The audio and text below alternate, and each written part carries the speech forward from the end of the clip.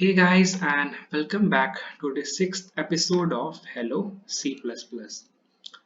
So till now we have discussed like what are the different operators in C++, such as arithmetic operators, assignment operators, relational operators, logical operators. ये सब हमने अपने previous videos में discuss किया है, ठीक है? So आज हम start करने वाले हैं bitwise operators के साथ, ठीक है? And what are the different types of bitwise operators? And we'll also gain some knowledge about binary number system. ठीक है, और बाइनरी नंबर सिस्टम का नीड क्यों है ये भी हम डिस्कस करेंगे. So पहले समझते हैं कि बिटवाइज ऑपरेटर्स होता क्या है.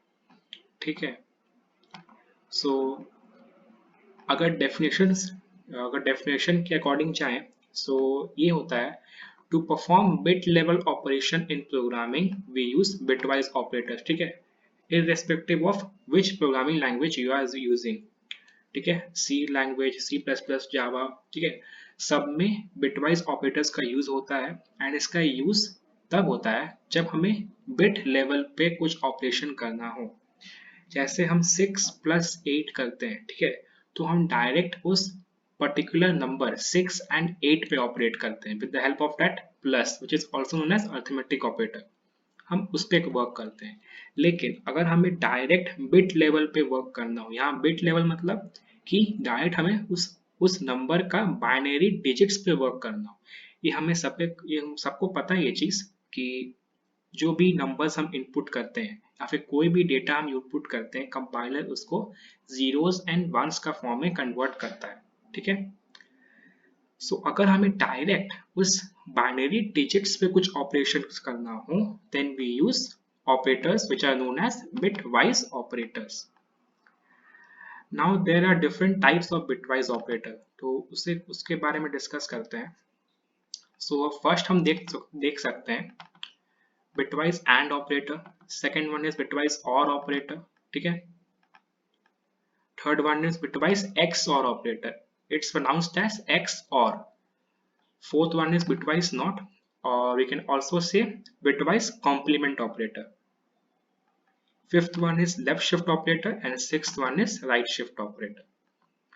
So ये 6 टाइप्स होता है bitwise operators का, एंड हर एक का एक पर्टिकुलर सिंबल होता है. ठीक है, जैसे कि ये है एम्परसेंड सिंबल, ये और ऑपरेटर का सिंबल है, ये XOR ऑपरेटर का सिंबल है. ठीक है, ये कॉम्प्लीमेंट ऑपरेटर का सिंबल है, ये लेफ्ट शिफ्ट का सिंबल है और ये मेरा राइट शिफ्ट का सिंबल है. अब यहाँ पे हम दो चीज मेंशन करना चाहेंगे, बहुत बेसिक सा चीज है. बहुत लोग को ये और ऑपरेटर एंड नॉट ऑपरेटर का सिंबल कीबोर्ड में मिलता नहीं है. बेसिक सा चीजें बता देते हैं कि ये नॉट ऑपरेटर का जो सिंबल होता है वो एस्केप बटन के नीचे मिलेगा, एंड ये और ऑपरेटर का सिंबल मेरा बैकस्पेस की के नीचे मिलता है. ठीक है, सो इतना सारा टाइप्स होता है.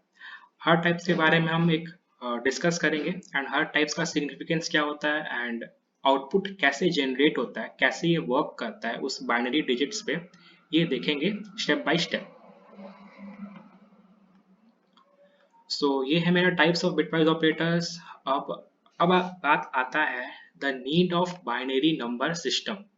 ठीक है, the need of binary number system, इसका जरूरत क्यों है.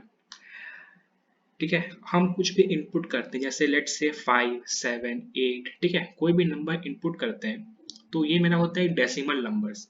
ठीक है, हम लोग कभी भी बाइनरी नंबर्स इनपुट जनरली नहीं करते हैं. We always use decimal numbers to input the data. ठीक है, लेकिन हमें ये पता है कि बिटवाइज ऑपरेटर्स हमेशा मेरा बाइनरी डिजिट्स पे वर्क करता है. So we must know that how we convert decimal numbers to binary numbers और how we convert binary numbers to decimal numbers. ठीक है, इसका कन्वर्जन आना बहुत जरूरी है, तभी हम बिटवाइज ऑपरेटर्स को अच्छा से समझ पाएंगे. सो पहले हम बाइनरी नंबर सिस्टम और डेसिमल नंबर सिस्टम को पहले समझते हैं अच्छा से, ताकि हमें आगे अंडरस्टैंड करने में इजी हो. So let's come to the first definition of binary numbers. The numbers represented in the form of zeros and ones are known as binary numbers. ठीक है, सबको पता है कि binary numbers क्या होता है, binary digits क्या होता है. Decimal numbers भी वही है, the numerals which we use in our day to day life like 6, 7, 8, वो सब में decimal numbers का कैटेगरी में आता है. नाउ लेट्स से कि अगर 5 का बाइनरी फॉर्म क्या होगा, ठीक है। बाई जैसे कि 5 यहाँ पे मैंने इनपुट किया तो ये डेसिमल नंबर है, तो 5 का बाइनरी फॉर्म क्या होगा? जनरली 5 का बाइनरी फॉर्म होता है मेरा 101। 7 का होता है 01111, ठीक है। अगर हम चाहते हैं तो जीरो को नेग्लेक्ट कर सकते हैं, मतलब कि अगर हम लेफ्ट जीरो को नेग्लेक्ट कर सकते हैं, और क्यों नेग्लेक्ट कर सकते हैं ये हम डिस्कस करेंगे आगे, जब हम 32 बिट कॉन्फ़िगरेशन या 64 बिट कॉन्फ़िगरेशन में जानेंगे तब हम डिस्कस करते हैं, हम बताएंगे क्यों हम इसको नेग्लेक्ट कर सकते हैं, ठीक है। सो अभी अगर हम देखें कि 7 को कैसे कन्वर्ट करते हैं बाइनरी फॉर्म में, सो समझते हैं। तो अगर हम 7 को डिवाइड करेंगे 2 के साथ, ठीक है। If we divide 7 divided by 2, then we will get two things. First will be quotient and the second will be remainder. So quotient को हमें यहाँ लिख देना है, ठीक है, and remainder को यहाँ। So 2 3s are 6, 1 remainder बचा, remainder यहाँ पे आया, quotient यहाँ पे आया, ठीक है। अब 3 आया, I will again divide 3 by 2. So 2 1s are 2, ठीक है। remainder 1 यहाँ पे आएगा, 1 यहाँ पे आएगा। अब when 1 will be divided by 2, तब भी मेरा रिमाइंडर 1 आएगा और क्वेश्चन हो जाएगा मेरा 0, ठीक है। 0 जनरली 1 जगह हम डिवाइड करेंगे 2 के साथ तो मेरा क्वेश्चन 0 आएगा और रिमाइंडर 1 आएगा। सो ये होता है मेरा कन्वर्शन डेसिमल टू बाइनरी। अब हम इसे लिखते कैसे हैं, ठीक है। हम रिमाइंडर तो निकाल दिए, जनरली हमें क्वेश्चन का कोई ज़रूरत नहीं पड़ता है, हम सिर्फ कैलकुलेट करने के लिए क्वेश्चन लिखते हैं। बाइनरी नंबर्स को रिप्रेजेंट करने के लिए वी यूज दी रिमाइंडर्स। अब हम इसे लिखते कैसे हैं? अब इसे हम रिवर्स ऑर्डर में लिखेंगे, जैसे कि बॉटम वाला वन पहले आएगा, फिर मिडिल वाला वन यहाँ पहले उसके बाद आएगा, and in second and third will get the top one. मतलब कि रिवर्स ऑर्डर में हम लोग बाइनरी फॉर्म लिखते हैं किसी भी नंबर का।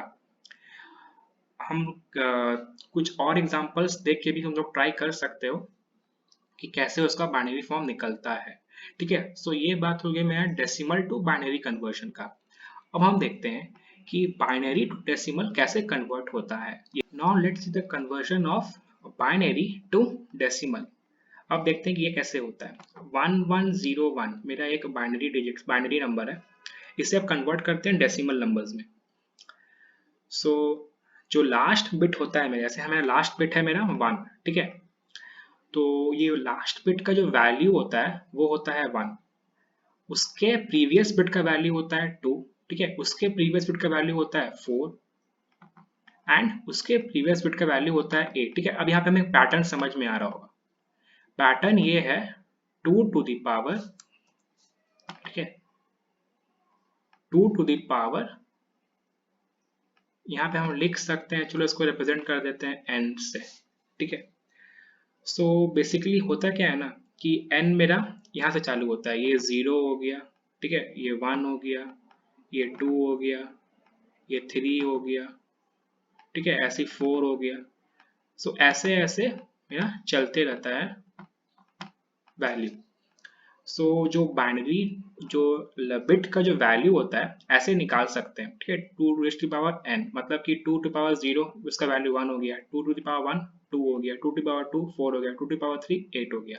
सो हम ऐसे बिट का वैल्यू निकाल सकते हैं। और हमें कन्वर्ट कैसे करना होता है, जैसे कि इस बिट का वैल्यू है मेरा 1, ठीक है। सो 1 इंटू 1 क्या होगा, 1 प्लस 2 इंटू 0, ठीक है, 2 इंटू 0 जो वैल्यू है बिट का, एंड उस प्लेस पे कौन सा बिट है 0, तो 2 इंटू 0। फिर आएंगे बिट का वैल्यू क्या है 4 एंड उस प्लेस पे कौन सा बिट है 1, तो 4 इंटू 1। और फिर आएंगे वैल्यू कितना बिट का 8 और कितना कौन सा बिट है वहां पे 1, तो 8 इंटू 1। सो 1 प्लस 4 प्लस 8 13। आई होप कि समझ में आ गया होगा कि बाइनरी टू डेसिमल कन्वर्जन कैसे होता है and decimal to binary conversion कैसे होता है। हम लोग डायरेक्ट निकाल सकते हैं बाइनरी टू डेसिमल इस फॉर्म से, एंड डेसिमल टू बाइनरी हम सिंपली डिवाइड करके हम उसका रिमाइंडर रिवर्स ऑर्डर में लिख के कैलकुलेट कर सकते हैं। सो आई होप कि ये क्लियर हो गया होगा। Okay, so let's come to the first type of bitwise operator, also known as bitwise AND operator. सो इसका डेफिनेशन पढ़ते हैं. The resultant bit will be 1 if and only if we have 2 1s, else it will be 0. ठीक है. सो इसका definition क्या है, इसका significance क्या है, ये हम समझेंगे with the help of 2 examples. So first example में मैंने x का वैल्यू लिया है 5, सेकंड में लिया है 7. ठीक है. एंड दोनों के बीच मुझे एंड ऑपरेटर अप्लाई करना है. अब यहाँ पे हमें पता है कि 5 का बिटवाइज बाइनरी फॉर्म होता है 101. ठीक है. 7 का होता है मेरा क्या 1 1 1. ठीक है. ये तो हमें पता है, हम कैलकुलेट भी कर सकते हैं. मैंने पहले 7 का कैलकुलेट किया भी है with the help of dividing by 2. उससे हम कैलकुलेट कर सकते हैं कि बाइनरी फॉर्म क्या होगा. पर यहाँ देख सकते हैं कि मैंने यहाँ पे बहुत सारा जीरोस लिखा है. ठीक है. सो इतना सारा जीरोस का मतलब क्या है, ये समझते हैं. जनरली होता क्या है कि किसी भी कंपाइलर का खुद का कुछ बिट कॉन्फ़िगरेशन होता है, जैसे कि 16 बिट, 64 बिट, 32 बिट. ठीक है.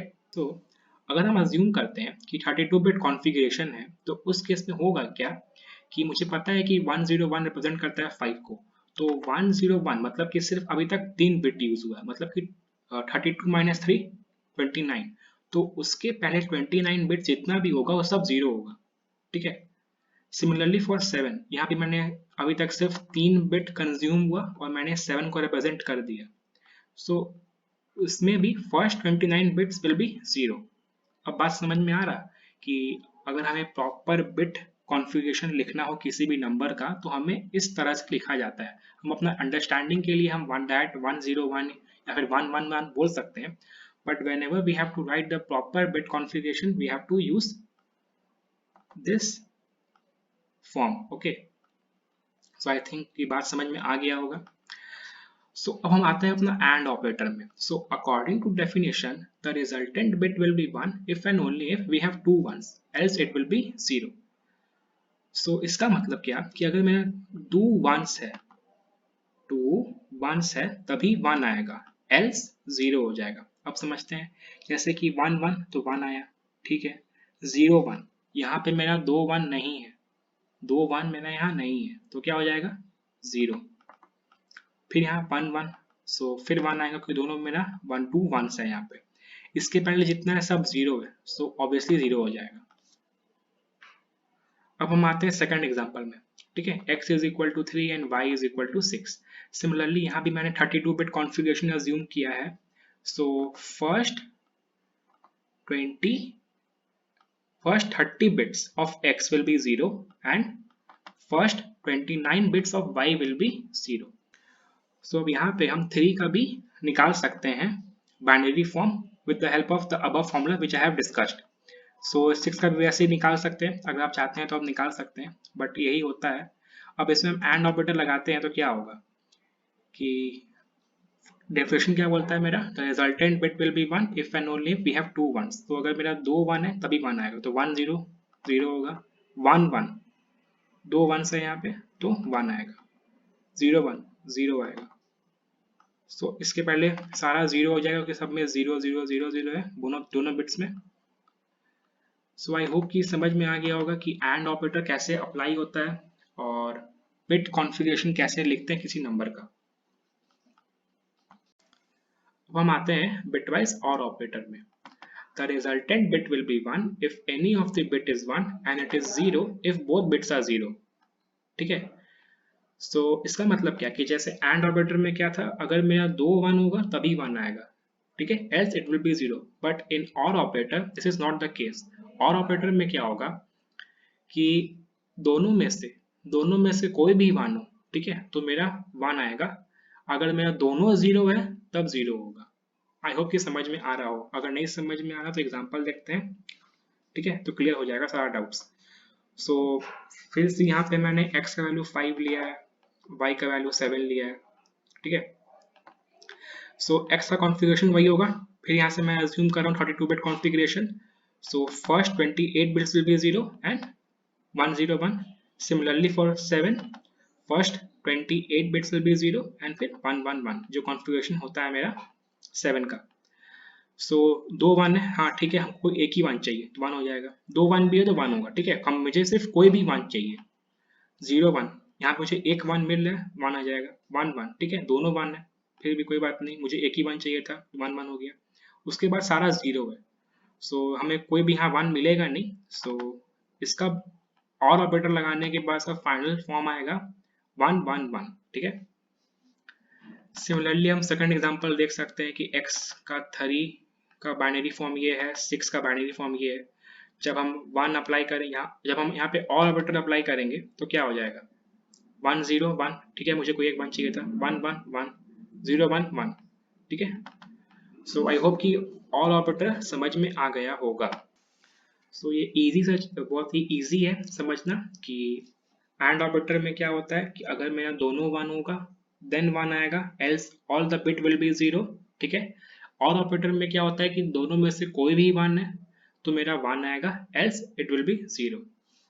सो मैंने वहाँ यही देखा कि यहाँ मुझे कोई भी एक 1 मिल जा रहा तो 1 आएगा, यहाँ भी मैंने देखा ये मुझे, अगर मुझे कोई भी 1 मिल जा रहा है तो 1 आएगा, एल्स अगर दोनों 0 है देन ऑब्वियसली 0 हो जाएगा।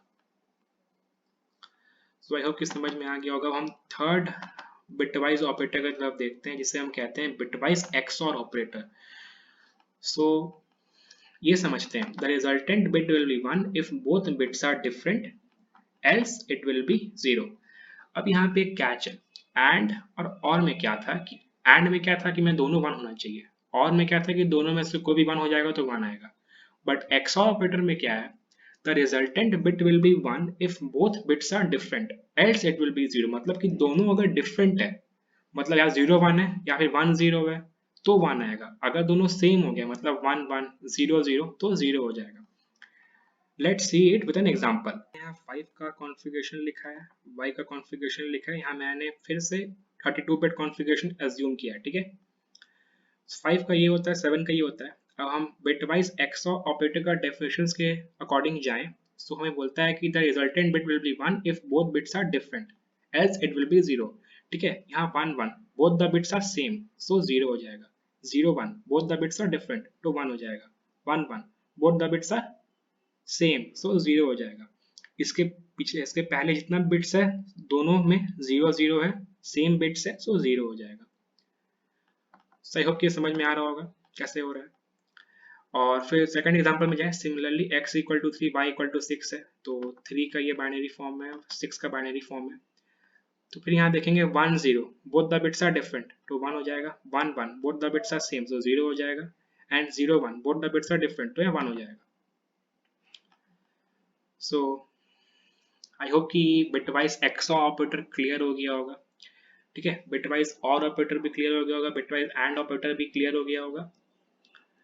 अगर नहीं क्लियर हुआ तो कमेंट सेक्शन में आप लोग डाउट पूछ सकते हैं, हम नेक्स्ट वीडियो में फिर से डिस्कस कर लेंगे इन सारी चीज़ों को, ठीक है।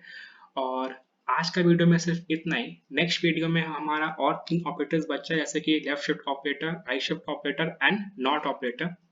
सो नेक्स्ट वीडियो में उसको डिस्कस करेंगे, एंड उसके बाद फिर हम लोग इसमें जो प्रोग्रामिंग होता है बिटवाइज ऑपरेटर्स का वो देखेंगे। ओके गाइस, सो आज के वीडियो में इतना ही, मिलते हैं नेक्स्ट वीडियो में।